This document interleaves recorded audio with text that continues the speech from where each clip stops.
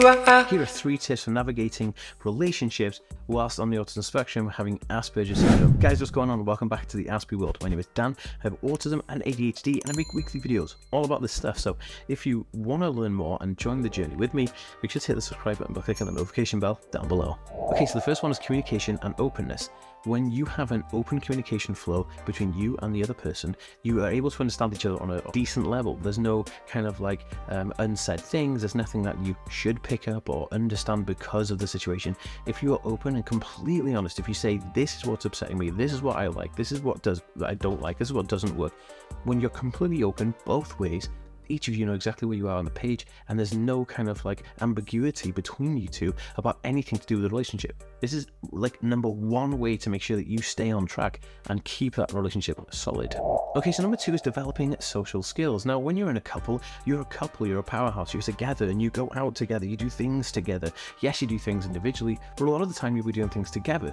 Now, navigating through this is developing social skills together to help you manage certain situations where you might go out and you'll develop social skills. These skills will be greatly beneficial to your relationship, because then you'll be able to say, oh, this is what people do when they socialize, or we'll go out to a bar together and then we'll buy a drink, and you know, what do people formally do? What do people do in going out for dinner reservation situations? Working out all those things and developing those social skills will pay dividends, not only between you as a couple and your friends, but between you as a couple, between each other. That's really, really important, and is kind of like a big deal. Okay, so number 3 is establishing a routine and creating predictability. Now, people on the autism spectrum love predictability, right? They love having a routine and they stick to it because it's comfortable and it's safe. Now, explaining this to your partner and creating a life together where your relationship has predictability within there and a routine or a schedule, like, you always go out for dinner on a Thursday night, you have a movie night on a Friday, like all of these things that come into play for creating a routine, creating something that flows easy, something that you can remember, something that you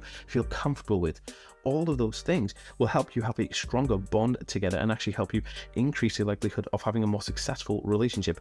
But it also helps the autistic person navigate through the relationship to make sure that they are also calm enough to understand where things may go wrong or things may not happen in a certain way. At least they have their predictability and routine that they can stick to, that they feel comfortable with. Everything else can be learned along the way. This is so important. Now, if you think this is important for people, please share it on social media by clicking the share button down below, and I'll see you in the next one, guys. Peace.